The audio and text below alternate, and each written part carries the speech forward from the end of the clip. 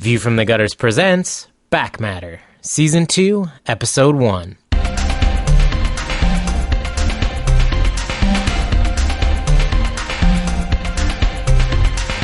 On this episode, we interview comic book colorist Ian Hannin.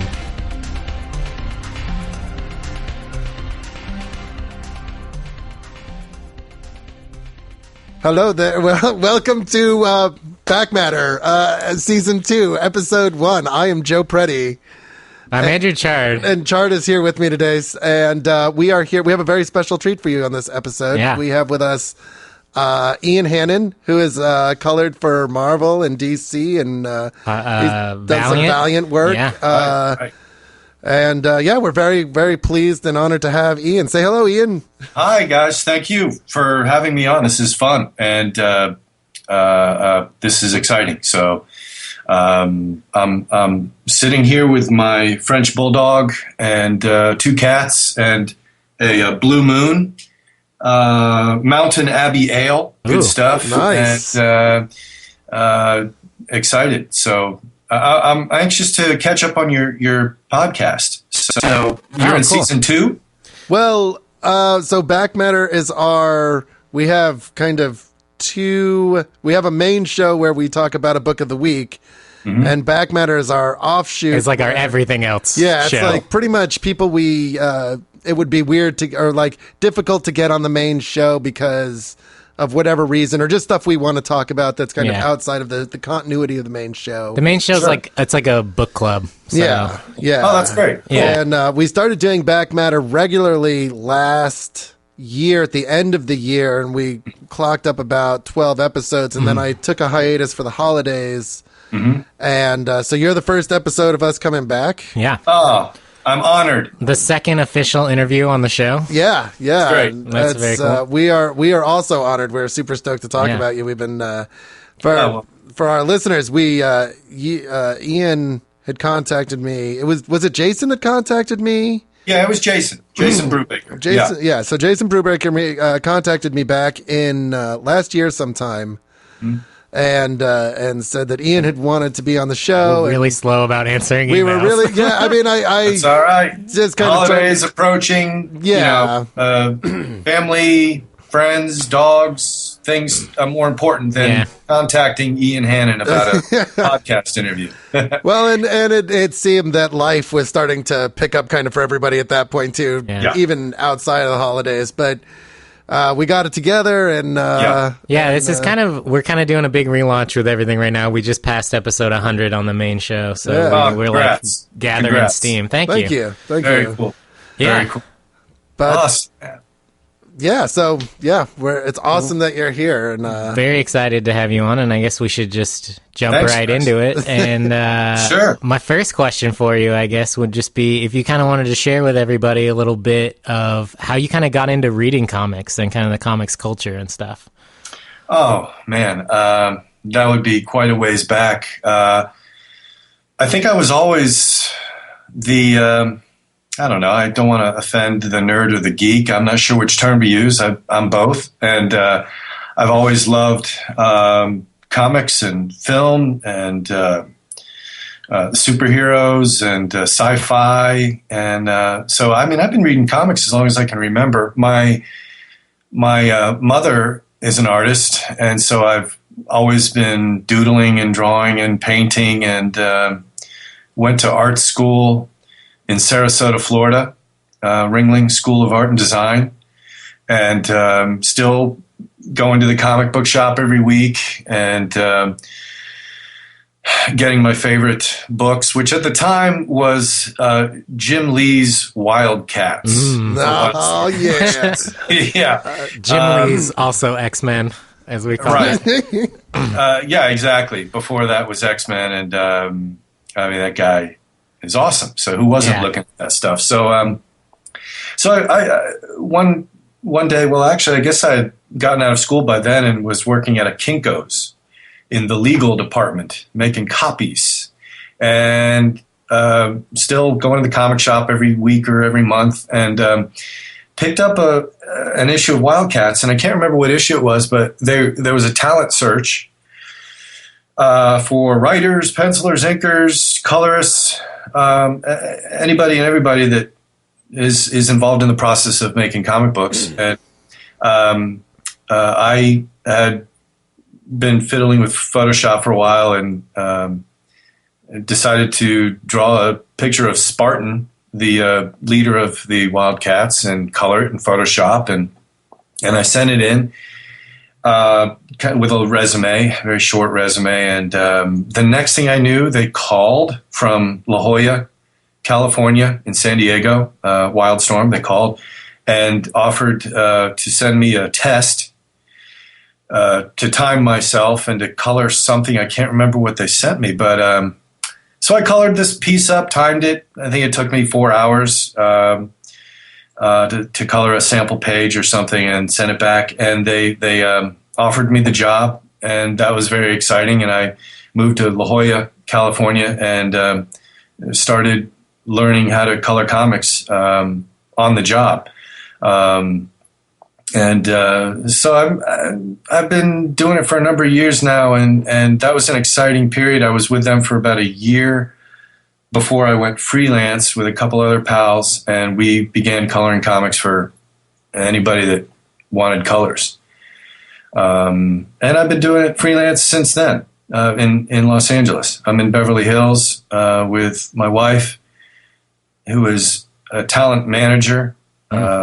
She represents actors. As a matter of fact, she's got her own experience, ongoing experience in the comic book realm of sorts with the Hollywood aspect of it. She, I don't know. I feel like I'm bragging a little bit. I like to brag about my wife. She put Chris Hemsworth in the Star Trek film, the first J.J. Abrams flick as Kirk's dad. Yeah. And then that led to his rise, and she got him in as Thor. So that was really cool. Very cool. And super nice guy. Very cool. I feel pretty proud of my part in that as well. I compiled some Thor reference for him and said, hey, man, this is Thor. And he's an Aussie. He wasn't up on comics. And not that Aussies aren't up on comic books, but he's more of kind of the non-nerd geek. And, but anyway, back to my wife. She goes to San Diego Comic-Con every year. I haven't been in a couple of years now because it's, as you guys know, it's not easy to get in, even as a pro. It's tricky getting your badge. And but anyway, I've been a comic book fan and a colorist for a number of years, and it's been a blast. And I have I don't know if this is okay if I plug this, but plug it right in. Okay. I have a site that your listeners can go check out. It's called Comic Book Lab, where we, my friend Richard and I have set up a site where we have a tutorial that goes from pencils to inks to colors through the whole process. And there's a Facebook community that people can join and go to and talk to each other and critique each other's work. And I'll be there. I check in and happy to lend my insight and experience. And Richard Bennett, he's actually not drawing comics anymore. He does storyboarding for greats like J.J. Abrams. He did the Trek movies. He's done both Captain America movies. He's in there as a storyboard artist. But he and I worked together in comics for a number of years, not as frequently as I would have liked. But he worked at Wildstorm. I mean, this is after his a lot of success with Marvel Comics, and but we crafted a tutorial together, and it's there at Comic Book Lab for your listeners if they want to check that out. And it's a cool little step-by-step process. But tell me about your listeners. We don't know anything about them. They listen to the show and they refuse to talk to us. No. Well, I think actually the Comic Book Lab goes hand in hand in what we do, because we're super interested in, above and beyond being geeks or nerds or whatever nomenclature you'd like to use, is we're really big into ideas and just we feel like in recent years comic books have blown up, and we think that's an incredibly positive thing. And it is absolutely, yeah. And it's just such an amazing community that continues to grow, and we're really super interested in that. Yeah. A lot of why we started the show was definitely to help spread the word about like what good comics to read, what to check out. If you're new to comics, check this stuff out. But we've definitely had a lot of people that are interested in kind of the production side of comics and the side that we don't really know anything about. Yeah. Well, it's a fun process. First of all, I'm a huge fan of comic book fans. So, I mean, I love going to the conventions. They are the coolest, nicest bunch of people that they can just get excited so easily. And like me, I mean, I'm talking about myself. I'm a comic book fan, and I love meeting them and talking to them and sharing ideas. And I mean, it's just a blast being here with you guys and getting to talk about this stuff. My friends are probably. I have a fair amount of friends that are just as geeky as I am about this stuff. Some of them are more into the film world than I am, but they get nerdy and geeky about that stuff. And so I don't know. Any chance I can take advantage of to oogle and ogle and wow and get giddy about current comic books and the future of comic books, including adaptations, a fair amount of the time to film and TV. That's exciting. I on a side note, related side note, I enjoyed Agent Carter the other night. I haven't watched it yet. I've heard great. Good things about it. I've heard that it's good. And to be honest, full disclosure, I haven't seen the other Marvel stuff. Shield, haven't seen it. And DC's stuff, Flash and what's the other one? Green Arrow and Hellblazer. Or Constantine. Yeah, Constantine. Oh, yeah, Constantine, right. So I'm a little behind on... I've got a lot of catch-up to do, and I love a marathon. I'll probably put Shield on now that I've enjoyed the first episode of Agent Carter. I'll put Shield on and just marathon through it. Yeah. But I thought that was really cool, you know. I love the era. Love a strong female lead that will go in and kick misogynist ass and bad guy ass. And but anyway, I'm rambling and nerding. Hey, it's you're in good company. I mean, this is what we do. I think it comes out of. That's why we're here. Yeah, exactly. Yeah. I mean, It's. I think at the end of the day, you know, we talk a lot about the issues that face a lot of people, both, readers, industry people, but also people that want to get in issues of representation and issues of just like there seems to be this like with this explosion of like comic books being everywhere and the fact that Image is putting out comic books for anybody and everyone that want to read them. It's no longer just the superheroes game. Really, just any indie company is just like blowing the doors off the superhero stuff. Just idea factories, the way that Marvel was in the 60s and the way that this kind of golden age and silver age of comics where it was just like, that's a crazy idea, let's put it in print. And it was like, it's a beautiful thing, but there does seem to be this kind of core group of people that are very afraid of that change. And it's heartening to me that most of the people I talk to about it are as excited about it as I am. Well, good. I have not had the misfortune of running into someone that's afraid of a new era of comic books or a new golden age, and they're scary. So you're lucky. Yeah, they are. Wow. I mean, I see it a lot. I mean, and in Olympia, we're in Olympia, Washington, is nice. Got an incredible community for this. It's. I'm coming, and I'm coming up there. Yeah, just to hang out with you guys, and I want you to take me on a tour of Olympia, and we got to hit the comic shops. Oh, we're gonna do it. We have what is it? The largest comic book store in the West Coast is in Olympia. Oh, that's one of them. Yeah, if not the, I'm not sure, but yeah, that's the one that I used to work at. Yeah, Olympic Cards and Comics out in Lacey, and then we have a great shop downtown called the Danger Room, which has been an Olympia institution for 20 years. For years, yeah. And I mean, between the two of them, every possible comics itch you have, is scratched. Danger Room, I think. Great name. Right. It really is strange. I have a funny story about the Danger Room, actually.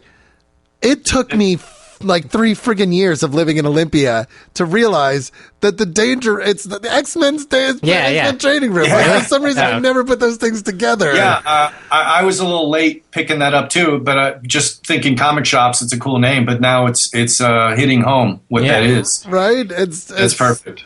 It's funny how like it's almost so obvious that I think I wonder how many people have not made that connection. Or it took a while. Right. I'm willing to admit that it hit me only as you were entering your own admission. But now, wait, Chard, which shop did you work at? I worked at Olympic Cards and Comics in Lacey, which is owned by Gabby Shepard. She owns that shop and has owned it for like 20 years, I think. Like 15 at least. That's great. Her husband is Eric Troutman, who has written for DC, writes with Greg Rucka a lot. He's working on all the graphic design stuff for Lazarus, and some other secret projects that I probably actually can't talk about. Sure. Yeah, which I was like about to talk about. But yeah, so he taught me a lot of the like Photoshop and graphic design stuff that I know is from him. Great. So that's whose lettering intern I was. And you're that's right. You did some lettering assist, didn't you? Yeah, for one issue of a webcomic, man. That's cool. I'm in the big time. For our listeners that are like kind of going like, how did Ian know these things? We talked with Ian for a few minutes last night, so he is not just. Ian's a really big fan of the show. He did a lot of research. He's got notes. He's got to be honest, if he was a fan of the show, he would not be on the show. Right. I hope I don't regret being on this damn. I mean, I think that it's too late. You're here now, and you got me. Yeah. This is great. And Chard, I want to see your coloring samples as well. Okay, yeah. And we have a lot to discuss and to get you up to where you want to be, man. Because I know you love coloring. I do love color. Yeah, a lot of people that listen to the show know that I'll ramble about color forever, but what they don't know, but what I told Ian when we talked to him last night was there was a time in my life when I wanted to do comic book coloring and was like looking at going art schools and stuff. I was a musician growing up, so I was in music school in college, and I wanted to quit to go to art school because I was like really getting into art a lot, and the music took me further, so I never ended up kind of chasing the art dream, but I still have that itch every once in a while. So sure. Well, hey man, you're a musical artist, and that's great, man. If you can do something for a living, or at least even outside of your day job that you get to do, and it fulfills your passion, and you get to enjoy that, man. That's all you can ask for. Yeah, it's pretty great. I mean, I think that it was probably pretty crazy for you to just jump into the like on the job training for comics. That sounds kind of insane. What year was that, if I can ask? Because like that matters for color. Yeah. Oh yeah.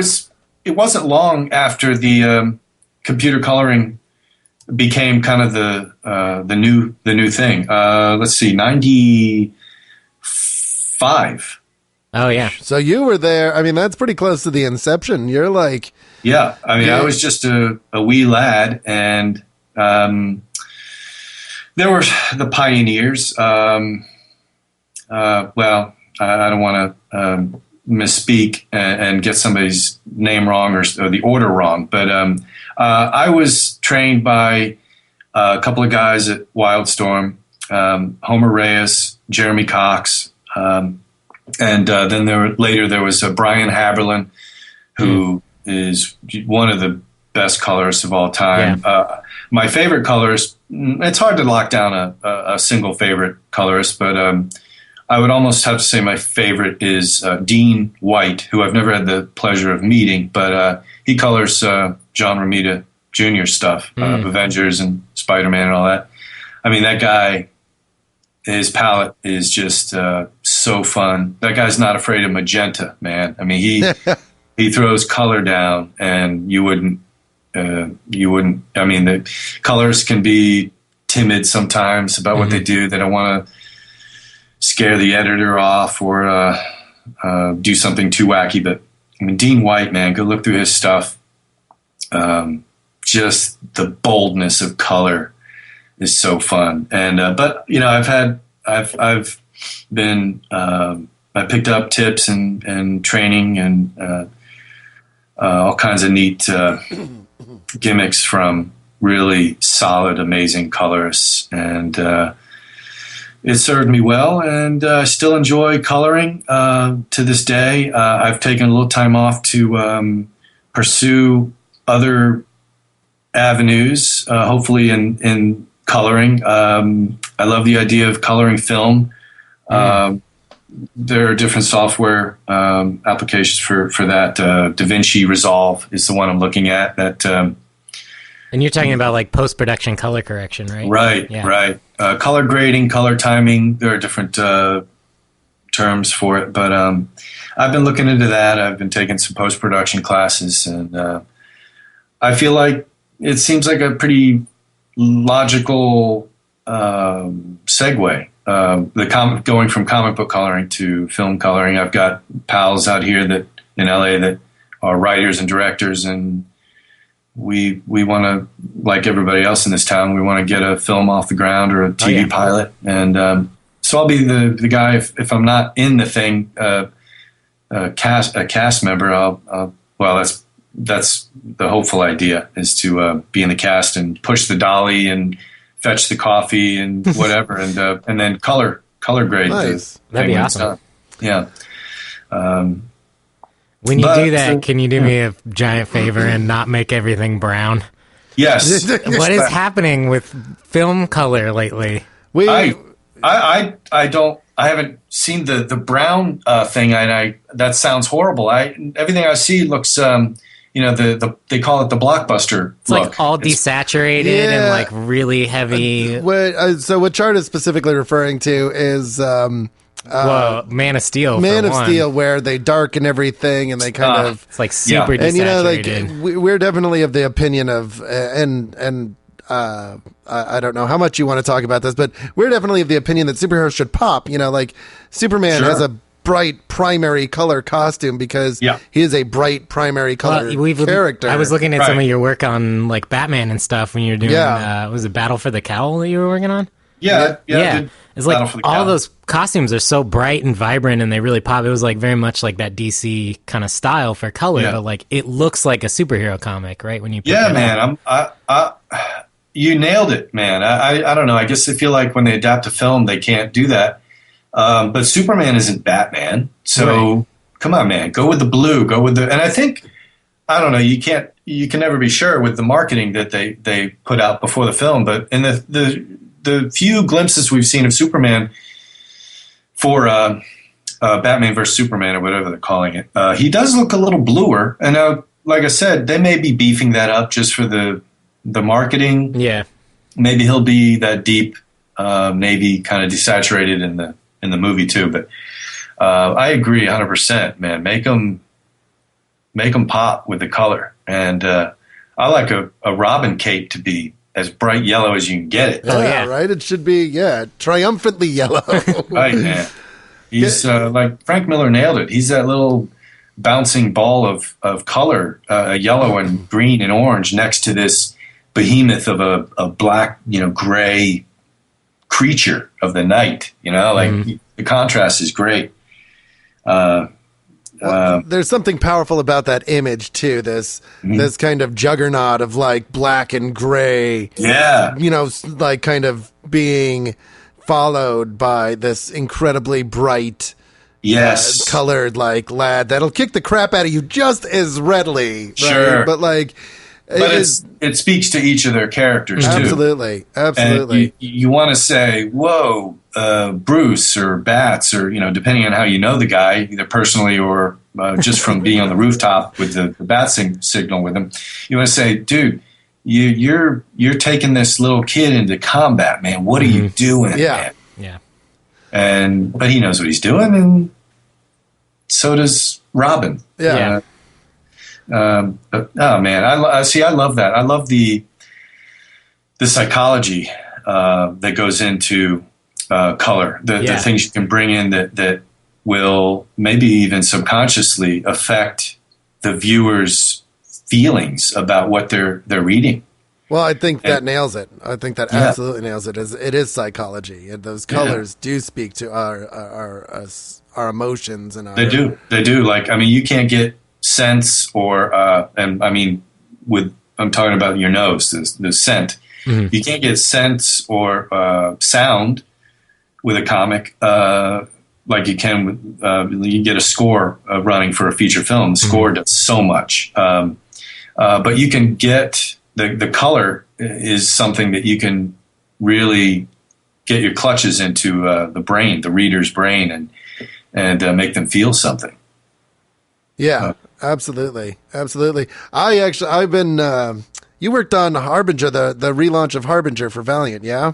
Yes, man, that was a blast, man. That I have to say that I loved your colors on that book. Thank you, man, very much, Joe. Back when I was 16, the big division in my house was between me and my brother, who's 2 years younger. He was dyed-in-the-wool Image, and I was like, and that spoke very much to his personality. He was very like extreme, and I'm crazy, and I was like the bookish literary one, and of course, so I was reading all the Valiant books because it was like Barry Windsor Smith and those guys, this kind of like Illuminati of modern comics. Yeah. And so when I heard that Valiant was making a comeback, I was incredibly stoked. And of course, because I'm an idiot and a procrastinator, I didn't do anything for like a year or two. Yeah. And then I got the opportunity to pick a bunch of them up. And I thought it was great. And so I wanted to talk to you a little bit.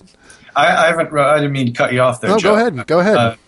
I haven't read all of the Valiant stuff. I read, I didn't even read all of the ones I was coloring. But I colored Harbinger for quite a while, and Bloodshot. And then, dabbled with the others, whatever they needed, covers or backups on something that somebody couldn't finish.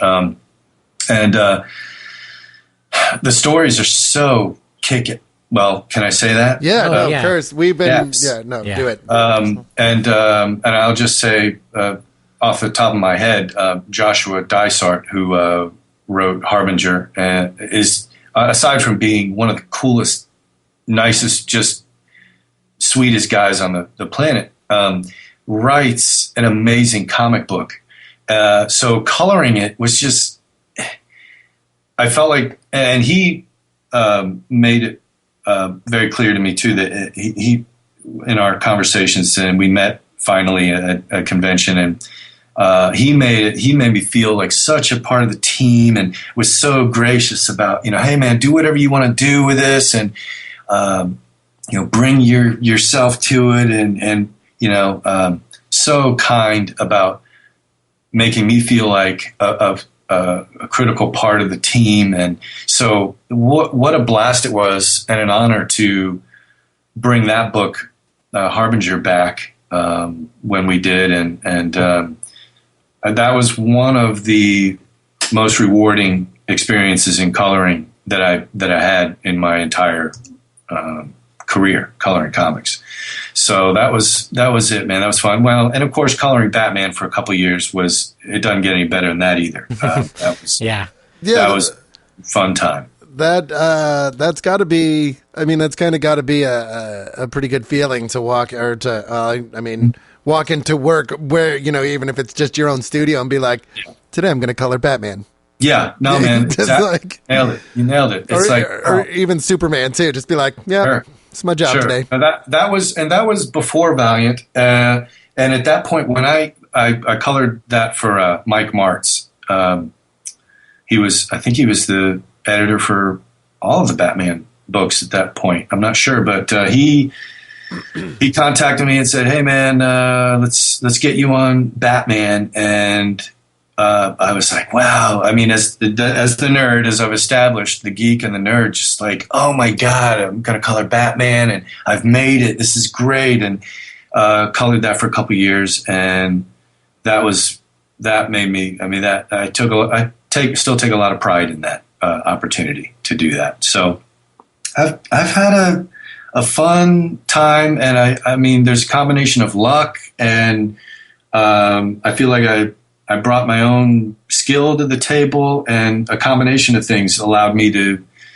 to wear some pretty awesome shoes for a while. And I look forward to what's next. I don't know what that'll be, but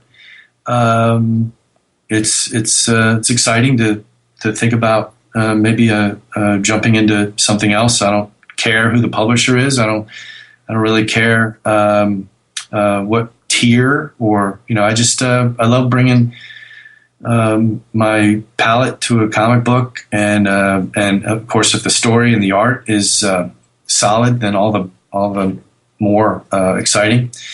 It's a really cool industry and a fun job, and as a fan, getting to actually get into it was a real neat thing. So, Chard, we have to talk about colors, man. Oh yeah. And well, we could talk about film too. My degree is in sound design for film, so you want to. We're both film buffs too. Yeah. So that's cool, man. So how do you? I won't take us too far out of the comic book realm then. I mean, well, of course you guys are okay with that, but how do you get into sound design for film? Do you start with like a student film or something? I have no idea. That's a great question. No, I mean, there's a lot of different ways you could probably go about it. I think that if I really wanted to get into the like Hollywood scene down there, my best bet would be to go to grad school to get my master's in sound design for film in California and work with people who are like already in that industry. Exactly. Networking is going to be key. So the grad school I'm looking at, which I may or may not attend, the nice thing about it is like all of the professors that you're taking classes from, like they're not full-time teachers, they're industry professionals who teach on the side. So like you get an in with them right away. That's probably the best way to do it. Personally, I kind of want to do independent stuff. Like really, I love sound design and I love music, but like making podcasts and making web shows and making web content is kind of my passion right now. So that's great, man. I think I mentioned I took a couple of classes in post-production. Mm-hmm. It was a UCLA extension, and we went to a few post houses here in LA. One of them was called West Wind Media. Mm-hmm. And it was so cool. We went into this tiny little room and watched this guy doing the sound design for a feature. I'm not sure if I'm allowed to. I won't say what the movie was because it was kind of a hush hush thing. So I'll just say he was working on a scene where a shuttle or a space vehicle of some kind was entering the atmosphere, and so I mean he was putting in all the sound effects for everything from the sound of the debris that was entering the atmosphere with him, and then all the sound effects of what was happening in the little craft from things that were kind of shaking and oh my God, is this thing going to break up on impact? To the sound effects of the atmosphere as things were breaking up in the atmosphere, the things that were on fire, and it just makes the film, man. I mean that and the score. Without decent sound and a decent score, you got nothing. Yeah. Yeah. Was he doing this all digitally, or was there a lot of old school Foley in there? All digitally. Okay. They do, of course, the same production house had the Foley stage and cool. So I'm sure that they recorded sound from that Foley stage And then, of course, he had a library of sounds that I don't know where he would get all these. Maybe there's royalty-free stuff. There's a lot of places make their own. Yeah, and this place was, I mean, these guys were top-notch, and I know they've created tons of their own sounds and stuff. Yeah. But so he, they had the Foley stage. That was the next place we went to, and because we went through the whole place and went into the theater where they mixed everything because they mix it all in a decent sized theater, so that they know what it's going to sound like in that theater when it plays. But man, it's really crucial, the sound. I love that you're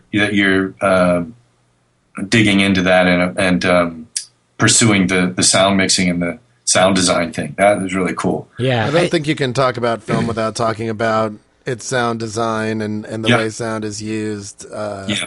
Absolutely. I always bring it up because it's for me it's one of those things that when it was originally pointed out to me, I totally freaked out and geeked out about it because I was like, oh my God. And then I wanted to go and watch all these movies that I loved and just kind of just listen to them. Just listen. Yeah. Because it's such a big part.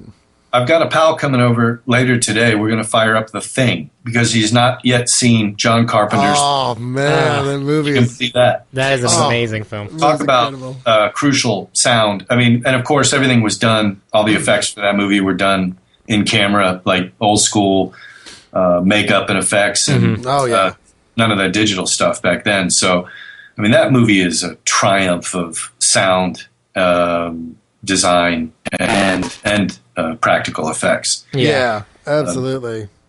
Just crucial, man. I'm getting all excited, man. I want to go make a movie, man. Yeah, let's make a movie.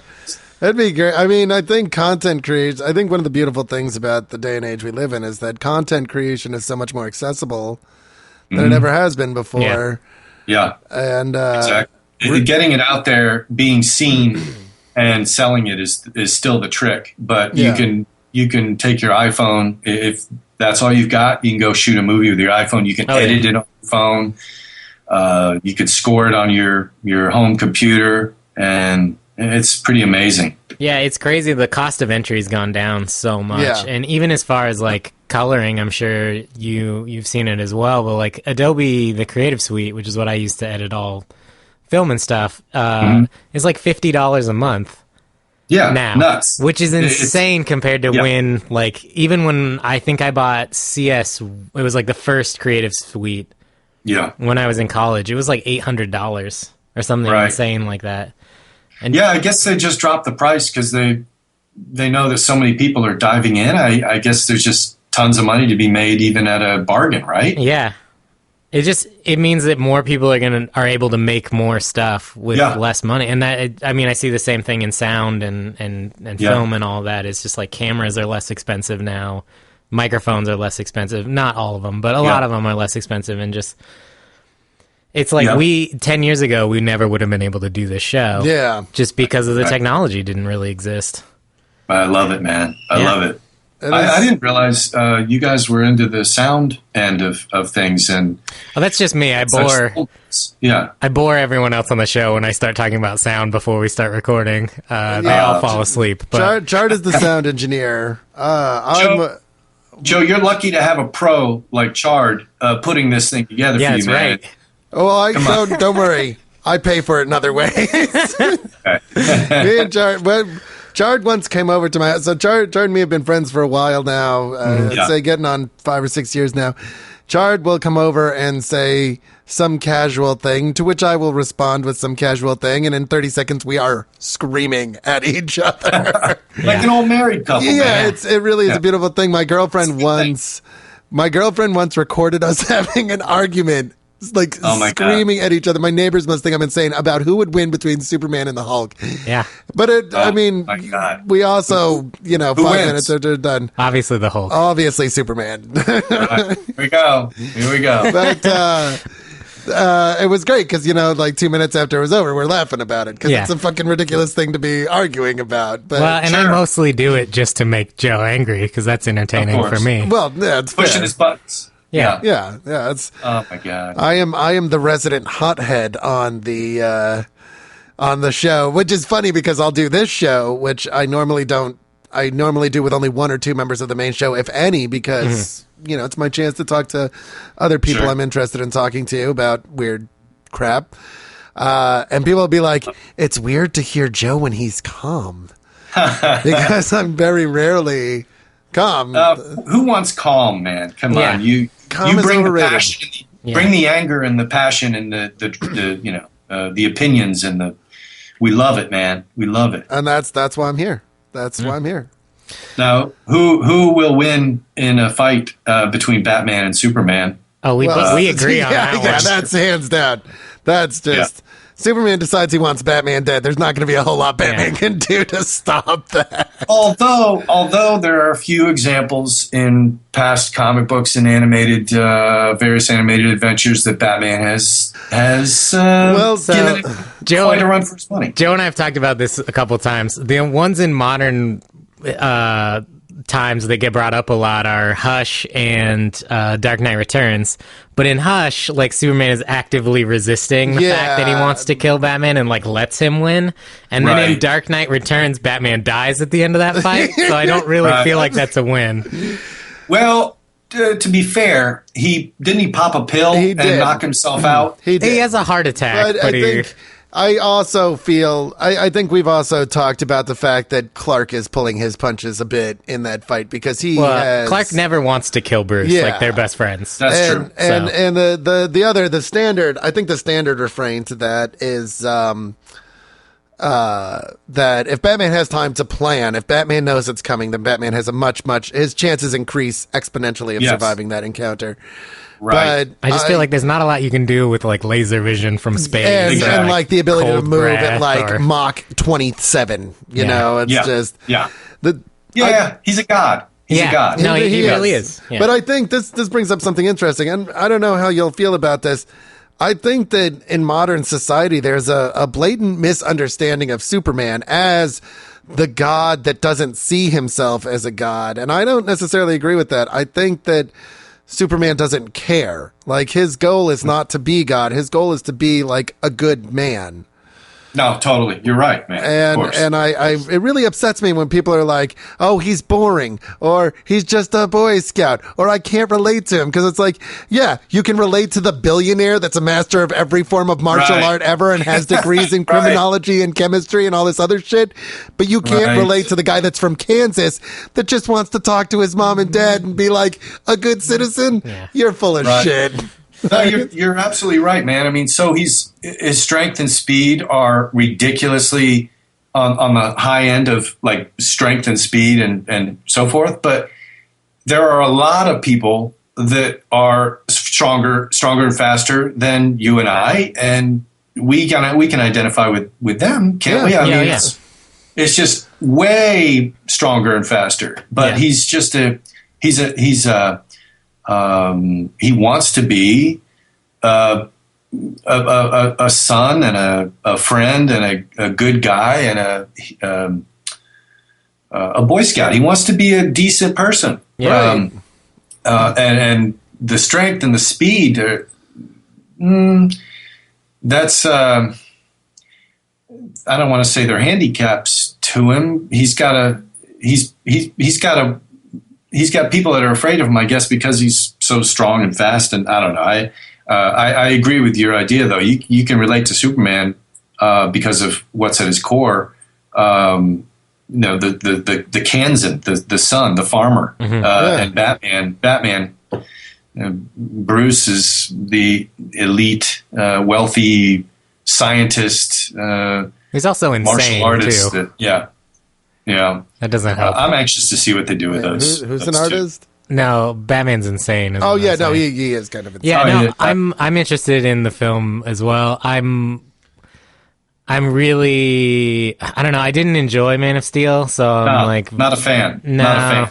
I'm really apprehensive about what's happening. I also think that the fact that they've called it Batman versus Superman really scares me off the title. Not a good title, man. Because if it was like Batman and Superman, and like at the beginning they like have a little knockout like they're feeling each other out or whatever, and then they kind of classic superhero style, and then they team up to like defeat a greater foe. Like I'm so much more interested in that. But this movie really looks like it's like the end of their career. Yeah. And it's like, but where were the first 6 movies that were supposed to set up their friendship? Like that, they skipped right to the end, and I'm confused. The standard joke in my house. So I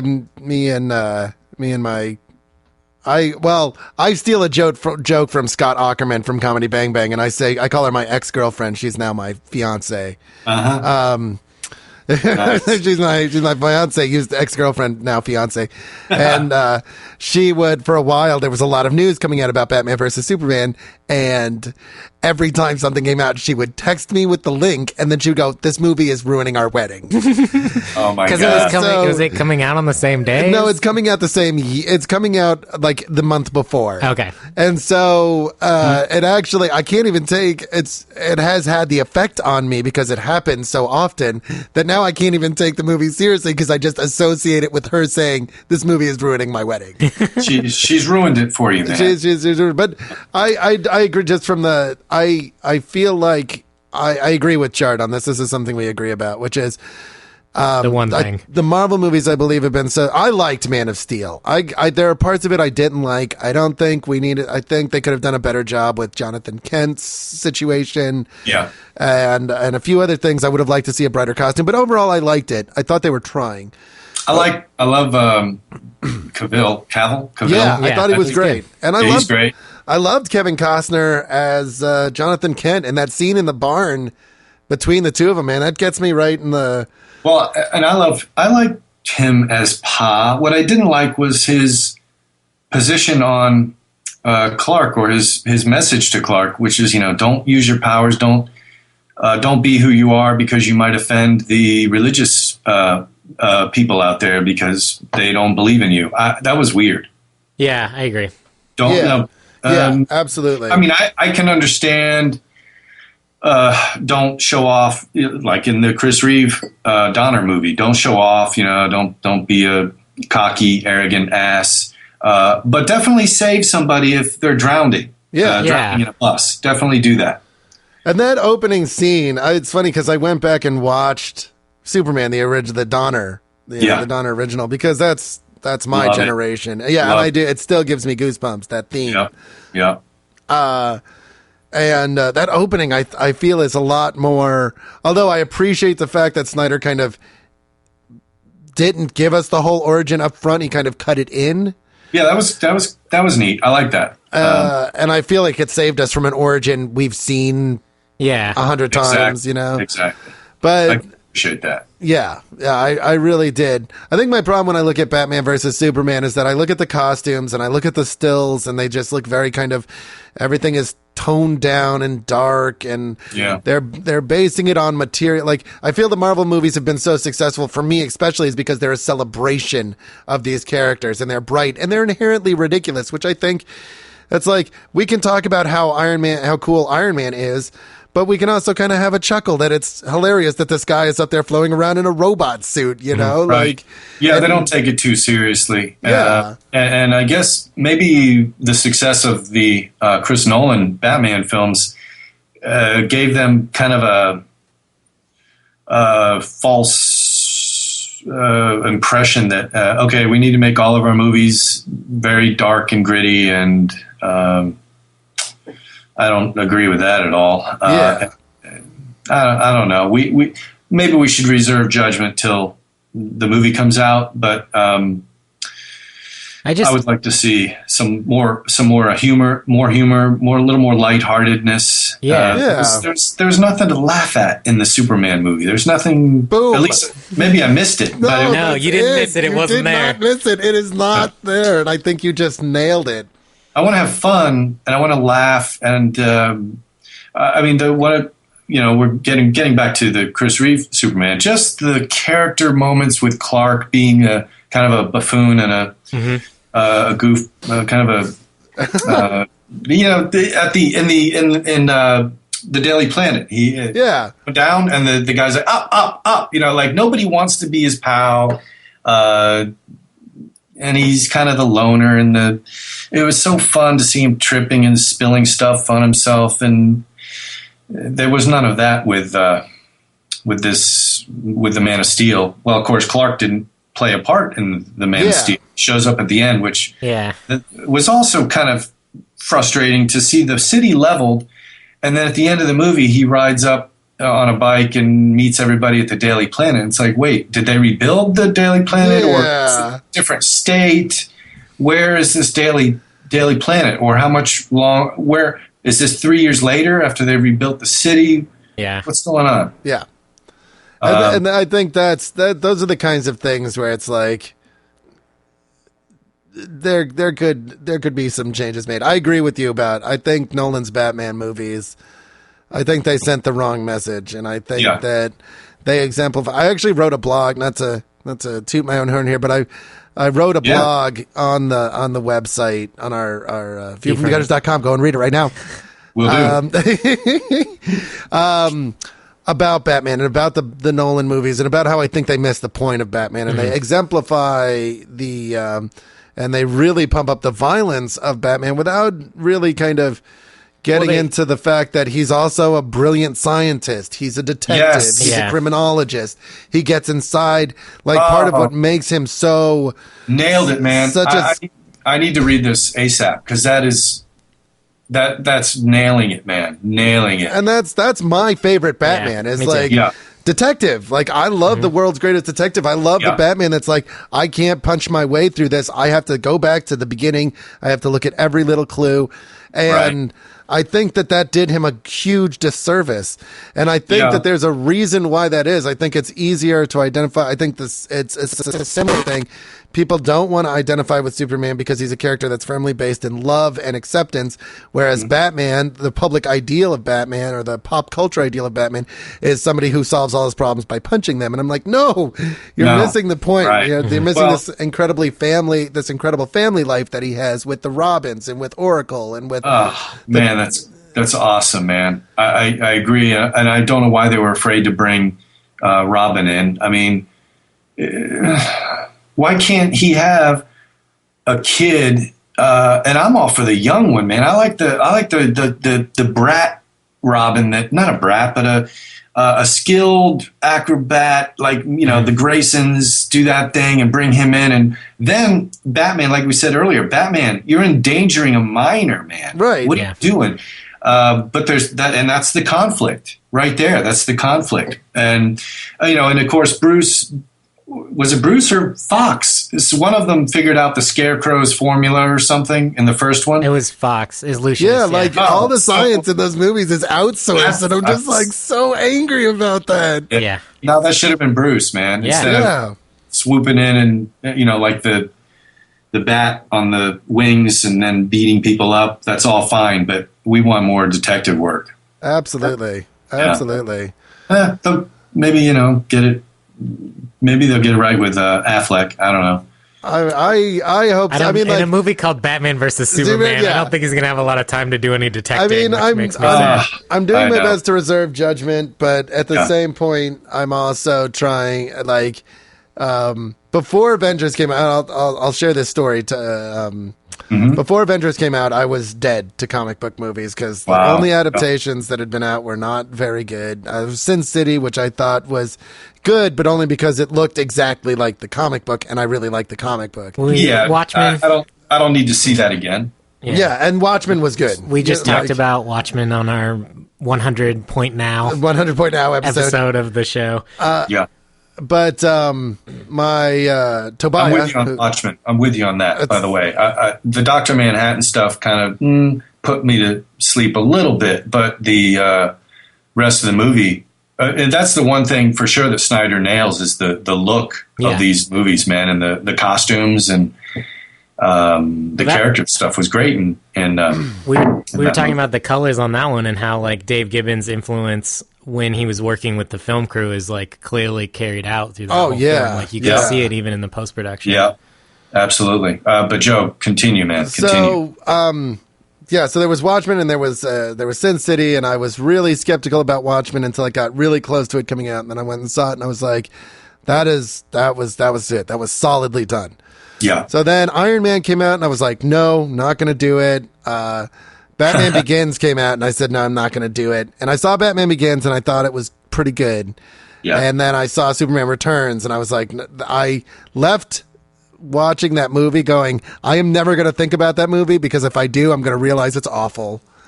Oh, right. I forgot about that one. Yeah. You're right. So it's good. It's good. I'm sorry that I brought it up to you, because it's better that you forget about it. Yeah. So Tobiah, who does the main show with us, dragged me to go and see the Avengers, and I left that theater feeling like I was 8 years old, and I just read my first comic book, because it felt like a comic book movie. It felt so right in every way. And although there are some few small problems I have here and there with it, overall it feels like it should feel to watch a comic book movie. Yeah, a lot of fun, man. Yeah, exactly. And so like it's very difficult, because the Superman and Batman and Wonder Woman are three of their characters that mean a great deal to me, because each one of them have had iconic stories that really spoke to me as a comic book reader. And so it's very difficult for me to kind of be like, I'm not going to think about this movie until it comes out. I think my kind of defense mechanism is just like, I'm just going to assume it's bad. So if it's bad, I've lost nothing. And if it's great, I'm like super surprised and everything's awesome. Yeah, I'm keeping low expectations for this. Because I'm positive that it's going to have great moments throughout, but I don't know if the story's going to be any good. Is this Goyer writing this one? It's Goyer, and Nolan is executive producer. How does Goyer keep getting work? That's what I want to know. They never got any better than Blade 3. I'm scared already. Yeah, right. It's a scary thing to. It's a scary thing to. Now I'm going to say something. I'm going to say something that I don't know if you'll hang up on me immediately, or if you'll champion my Joe's hand is hovering above. My hand is hovering. No, the hang up button. Yeah, I was not a fan of Guardians of the Galaxy at all. Really? That's interesting. Here comes. I'm going to hear clicking. No, I want to hear. I want to hear why. We take all comers here. It'll be hard to discuss since the story for me, I couldn't even connect to a story at all, and so I'm not even sure what to say that I didn't like about it, other than nothing stuck with me, nothing permeated my brain watching that movie. I mean, it starts on a downer with the kid and his mom, dying of cancer.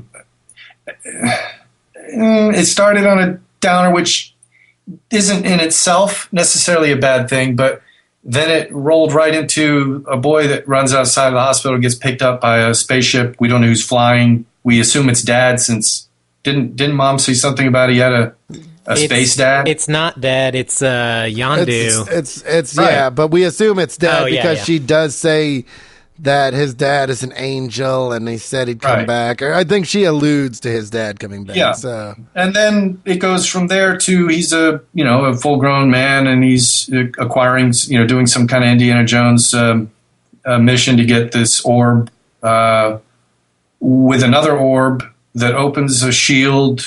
That orb, the second orb, becomes a grenade that he lobs at these guys, and I was just kind of like, I don't even know. You just weren't buying it. Yeah, it just went by me, and then the characters all kind of seem to be regurgitations of characters we've seen. I mean, if you look at them and break them down, they're Avengers. They're the Avengers. There's Captain America. There's the Hulk. There's Groot. I don't know. I just I didn't see anything new there. And I'm a fan of that era of music, but I don't think you can't just lean on that for the laughs. There were some laughs that the audience was laughing. I wasn't feeling it. Maybe I had a bad day, man. I just wasn't feeling that, and maybe because of the hype that surrounded it before it came out. I don't think it's going to live to be the repeat watcher that people are thinking it's going to be. And the stakes seem to be pretty high. You know, you don't want Thanos to get his hands on these gems, so he must be stopped. Thanos is still sitting in his throne out in space somewhere. Give him one of the stones, man. End the movie on a note where, holy shit, the bad guy is a threat now. He's make the good guys fail. That's why we love The Empire Strikes Back. The good guys lose, man. Well, and I feel like we're going to get... I'm interested... I really liked Guardians, and that could be because I really like Chris Pratt. I'm a huge Parks and Rec fan. He's a totally likable guy. He really is. He wasn't my problem with the movie at all. He's solid. Yeah, so... And I mean, that's like... I definitely have opinions that people look at me like, what? I mean, and you'll be able to appreciate this. I lived in Southern California for 10 years, and for close to half that time, I didn't like In-N-Out Burger. Oh, man. It's like the ultimate sin in Southern California. Yeah. And then I realized, I just went, and I was like... I realized that it was all me. I think I was trying to do something or like change it or something. Like I just got it with mustard on it or something, and it was stupid. And then I was like, just give it to me the way you make it. And I ate it, and I wanted to go outside and just kick myself in the ass 27 times. For waiting that long. Yeah. So, like I don't like... Well, I will then watch Guardians of the Galaxy again and think of you and In-N-Out Burger and give it another go. Give it a shot. Yeah, I get where you're coming from on that one, and I think it's interesting too because if you look at the Guardians of the Galaxy, the original iteration, like before the Annihilation changed them into like the modern Guardians that we know, like they were the space Avengers of the future. So like I think that analogy is a good one, and I think it's like... It's kind of supposed to be there, but they're also like kind of like amalgamations of like a lot of the pop culture kind of characters that we love too, you know? Yeah. And so... Well, and I think we'll get that Empire movie. I think we're going to get it with Avengers too, and I think as we lead up towards Infinity War, we're going to get plenty of those moments where they end on a down and the bad guys, the best they're able to achieve is kind of a standstill or a standoff. Right. And because I'm looking forward to that, like Age of Ultron, I'm super jazzed about because, but I'm also kind of leery about because I'm like, you got to end that one on a down note. You have to. I think you have to. And but I feel it's the second chapter, right? Yeah, I mean, there's going to be 3 of them, I guess, 3 Avengers. 4 technically because Infinity War is going to be 2 movies. Right? Yeah. So not that the Star Wars trilogy needs to be the model for that arc, successful trilogies, but I think that arc is a good one. It is one of the greatest films of all time. Yeah, Empire Strikes Back. Yeah, and I think that Guardians gets compared a lot to Star Wars, and I don't know. I think it's a good comparison because there are so many kids out there right now that are like buying Guardians of the Galaxy Legos and action figures and all this stuff, and it's like become kind of this cultural thing for their generation. Okay, Chard, but does that have more to do with the marketing of this film or the success of its story? Well, no, I think it's... I mean, I guess I could say the same thing about Star Wars, though, because I watch A New Hope, and there's like... Is it really the best story you've ever heard, or is it kind Empire? I mean, Empire is better because of Irving Kershner. I totally agree. Absolutely. But I can watch Star Wars and know exactly what's happening and identify with all of those characters. And it is a simple story, and it is fantasy, and it is. I don't know, man. It's got some laughs. It's got a lot of heart. Star Wars and Guardians of the Galaxy compared, though, that's rough for me, man. It's hard because we have a lot of nostalgia going back to watching A New Hope, and like I loved that movie. As an adult, I don't know that I really enjoy it as much as I did as a kid. Well, I mean, after the prequels, something happened to me, and I tried to watch those movies, and I can't. It's like, I don't know if I took that part of myself and like just strangled it in like a cold, dark room inside my heart or whatever.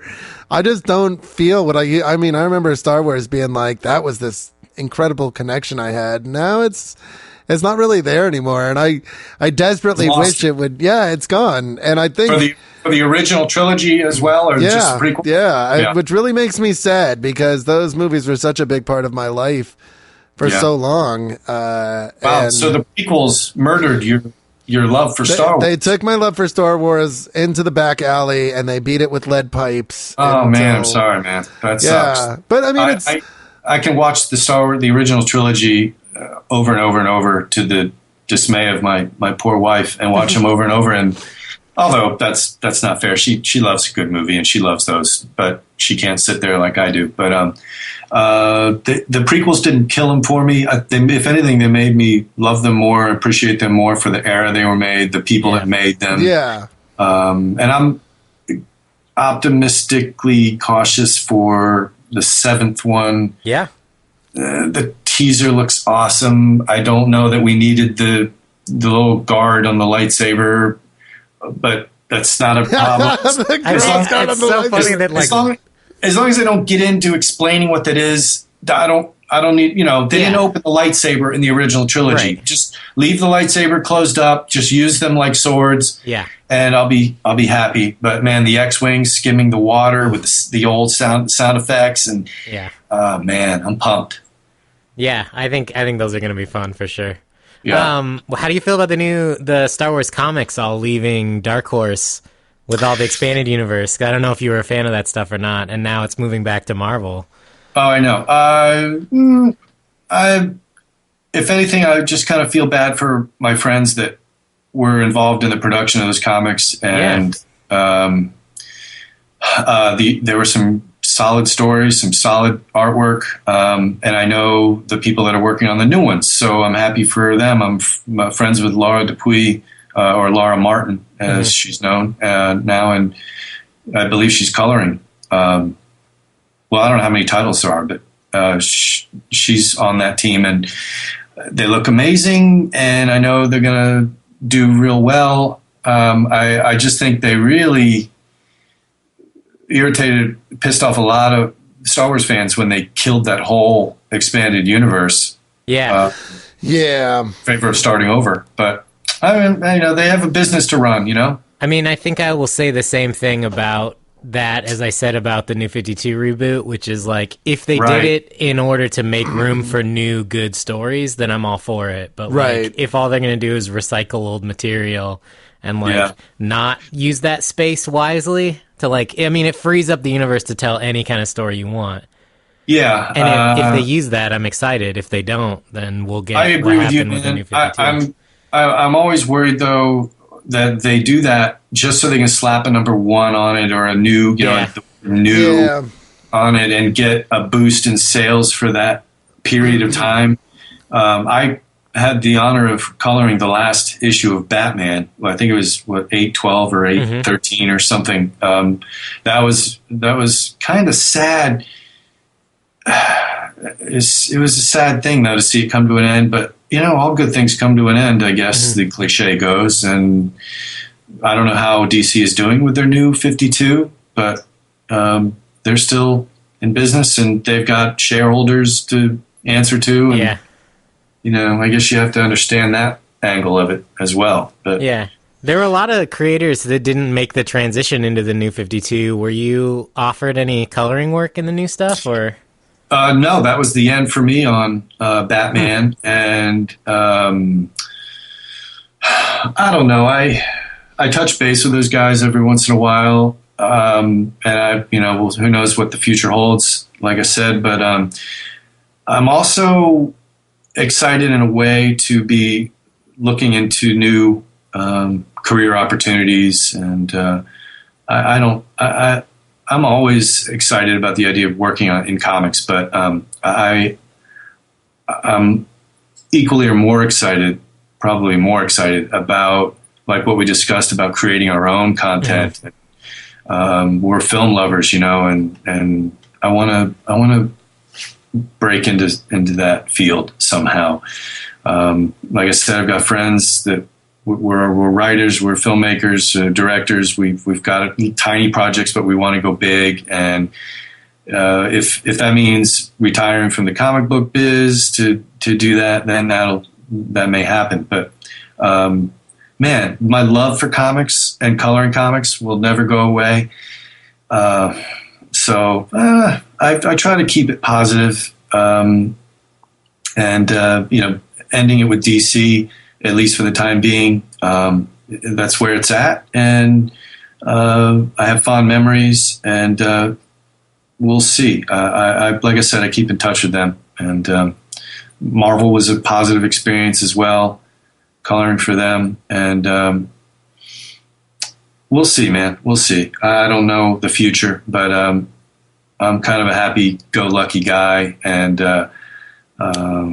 I just like to meet new people like you guys and talk about fun stuff and critique and bitch and moan and argue, and we don't agree on Guardians of the Galaxy. For sure.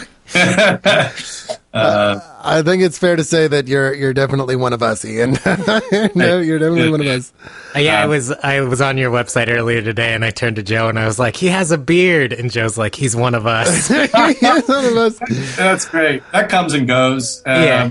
You saw the French Bulldog video. Yeah, man. Yeah. that is what I watched. Yeah, that's her, man. She's my little baby, and you guys know how that is, having a little baby that with 4 legs, and Yep. the beard comes and goes, and I think I'm looking at a picture of Joe with a kind of a goatee. Is that it? Maybe it's possible. I don't know. Are you listening to the one where I look slightly inebriated and I have a glass and I'm like toasting the camera? Oh, no, I have to look that up, man. Send me that one. I'll look a profile pic of you. It's upside down. Oh, yeah, that's an old one. Yeah, so that's not with my full and luxurious beard. We've all put on Nice. winter beards Well, here. yeah, because Nice. the winter in Washington is cold and unforgiving. Yeah, don't you feel so manly when you got a big scruffy beard and Oh, you want yeah. to get an axe and chop some wood or something? I get to. I work.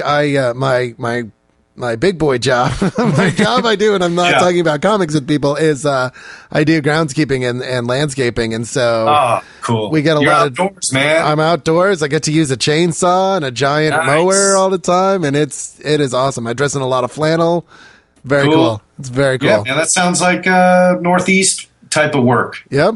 It's, Northwest. Sorry, Well, Northwest. definitely Northwest. work. well, there's a lot of similarities in the kinds of things you do, and where you run and hide when it's cold outside. When it's cold outside. No, that's not it. Somebody sing that the right way. Yeah. It's a Christmas carol. Is it? it? I thought Is it was Baby It's My Cold Girl. Outside? I thought it was My Girl by is it the Four Tops? I don't It's know the what one you're where the talking about. girl's trying to cold leave. Yeah, it's Baby It's Cold Outside. I really can't stand The weird- Yes. the It's cold creepiest outside. song of all time. It's very creepy. Thanks, Joe. Thank you, man. Key and Peele do the best rendition of that song. Oh yeah, Who's that? Key and Peele, they're on Comedy Central. Okay. And it's a sketch comedy show. yeah, They do like a version of that. Nice. It's pretty funny. Which was really great.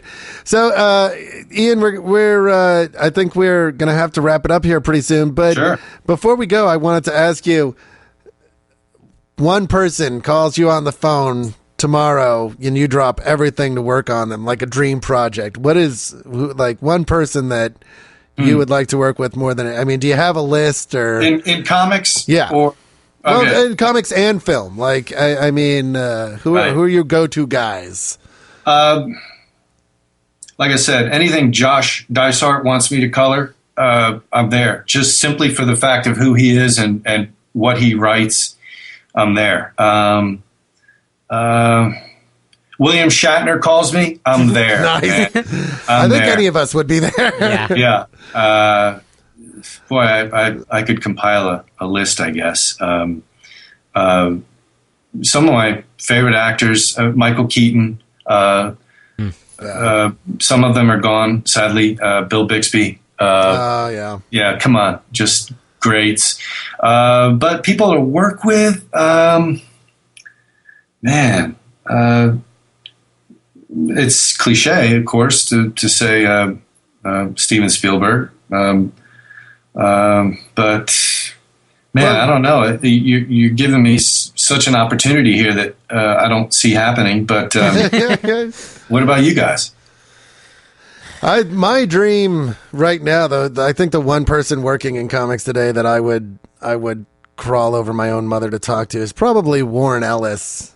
Uh-huh. I would desperately like to get Dan DiDio in a room and just put my hands gently on his shoulders and look him straight in the eye and go, why have you done what you've done? Right. And why I don't I'm not angry. My heart is broken. I just want an answer. and I'm taking the reins. Yeah. And, sit down, Dan. Maybe he'll offer you. Yeah. Wouldn't that be nice? He calls you and says, hey man, Joe, take the reins. It's all you. Yeah. Run my multinational billion-dollar corporation.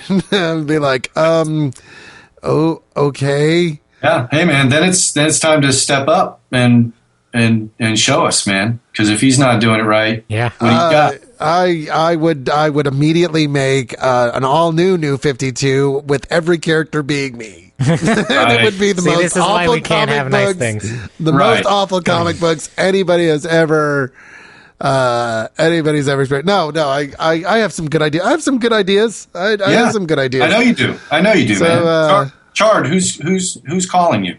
Man, I don't know. I don't want to sound like a giant prick, but like, man, it's a dream. He just wants to do his own thing. I kind of live the dream already, you know. Like if I can, what I want is someone to bankroll me to just like run all these ideas into the ground. Because Chard's dream is Chard from the future calls him and goes, "This is what we're gonna do." Yeah, I don't. Yeah, it makes me sound like a giant prick, but like I love working on my own stuff, and you know, like it's why.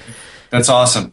That's why I quit being a for-hire musician and like went back to school for that and like learned to compose, was just because like I kind of want a shot at doing my own stuff, you know, and not really be a guy for hire anymore. I mean, I'd love to get into the film industry and love to work at like, I don't know, Pixar or Skywalker Sound or something, doing like that kind of stuff. And I would love to work on video games in some aspect. A lot of the composition that I'm doing right now is like with that in mind. But, you know, it's just all about making stuff every day. That's a solid answer. And Joe nailed it. The Chard from the future calling you and saying, hey, I'm a huge success. This is the plan to get here, man. This is how you do it. And it's you calling that. You nailed it. I don't want Spielberg to call me and say, come work for me. I want my friend, John Fiorella, to call me and say, dude, guess what? I got the funding. Let's go make this movie. Yeah. Oh, hell yes. Oh, hell yes. No, it would be awesome to be able to get to work with a person on your own idea. And I would love to do that. I wish. So well, let's do it, man. We'll be in touch. And absolutely. We got all the players, man. Between all of us and our friends and our groups, man, we ought to be able to do this. It's, of course, comes down to money. Yeah, absolutely. That's why I think I sound like a prick. I'm like, somebody just give me money. I know I can do something. Bill Gates, you're out there somewhere. You give people on Reddit gifts every year. Just give me a gift of a budget to make a movie. Come on. Well, we don't know who's listening to this right now, and one of your fans is rich as balls, and they're going to call you and go, dude, I believe in you. I believe in you guys. It's time to bankroll. Yeah. I did want to ask you one more question before. Well, I would love to talk to you about color all day, but we can do that. We will. But with like what's coming out right now, I don't know if you're reading a lot of it, but like, do you think there's anything that's getting missed, like being read right now? Is there a book out there that you want everyone to be reading, or you think is like at the top of your list, and you're going, why isn't everyone reading this? I'm probably the wrong guy to ask, because I've quite purposefully put it aside for a little while to take a break. So I'll be asking you the same question. So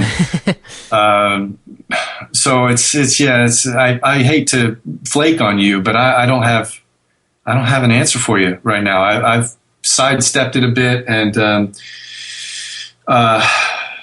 marathoning TV shows with the wife and getting out of the comics for a little bit, but I maybe let's ask Joe that same question. Everything I like. What do we need to read, Joe? What are we missing? Well, if I was going to give you some homework, I'd say that you should be reading The Mercenary Sea.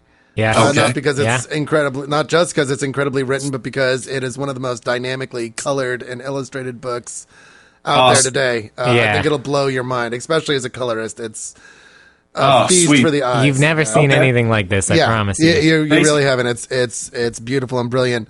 Okay. I'm writing this down, man. I'm writing these down. Mercenary Sea. For The our listeners, auteur. I can actually hear him writing it down. He is writing it down.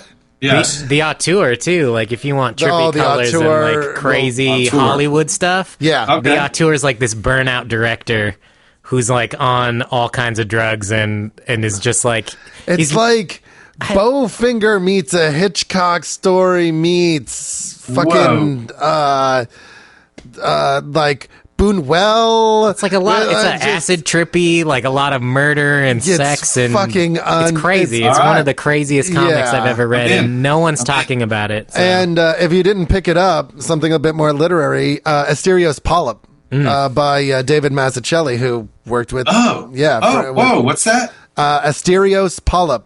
It's Okay. absolutely brilliant. One of my favorite things to read. An incredible use of color in an incredibly simple way. yeah, Oh, it's man. not colored. It's the It's like lines block are colored. printed. Yeah, it's just. Oh, cool. So it's like all really- color holds on all the lines, but then otherwise it's like a black and white book. Yeah, and it's really. I've been wondering. Well, I'm a huge Mazzucchelli fan, but Yeah. I've been wondering when someone would actually do a book like that. Yeah, Yeah, He did. and I mean, he I- plays with the medium brilliantly in Yeah. that Yeah. book. So That's neat. And I think he just crushes the hell out of it. It's an absolutely beautiful and Cool, man. incredible book. Thank you for those. Thank you. I'm going to go dig those up, well, man. that's kind of the coolest part about taking a break from comics is when you come back. Like, It's like a ton of stuff. Here's has all this come out. crazy shit Yeah. you should be reading right now. Exactly right. That's part of why I did it. I mean, to get out of it, get a fresh kind of look on new things, and like as we've established, I've been doing it for a while, man. So I wanted to get away for a bit, and I'm looking forward now to hitting the comic shop, looking up these three as well as whatever else is on the shelf, and see what I've been missing. Yeah. Well, you know, that'll be fun. You got to come up to Olympia. Yeah, We'll take you we'll to some get you, comic stores. we'll Oh, get you to man. Olympia and we'll get you on an episode Yeah. Oh, yeah. in studio. Yeah. Oh, that'd be fun. That'd be fun. I mean, just hanging with you two is a blast, but also doing the show would be great. And want to hit the comic shops and man, that sounds like a fun thing, man. Let's do it. Let's So- do it, man. Before we let you go, where can our listeners check out everything that you're working on? Yeah, pimp yourself out a little bit, man. Well, there's the I have a site, ianhannin.com. That's my portfolio of sorts. You can see what I've done in the recent past. That's IANHANNIN.com, ianhannin.com. The tutorial is at Comic Book Lab. That's LAB. Like, it's such a scientific method. So comicbooklab.com. Check that out. That's cool. Again, that's the art is by Richard Bennett.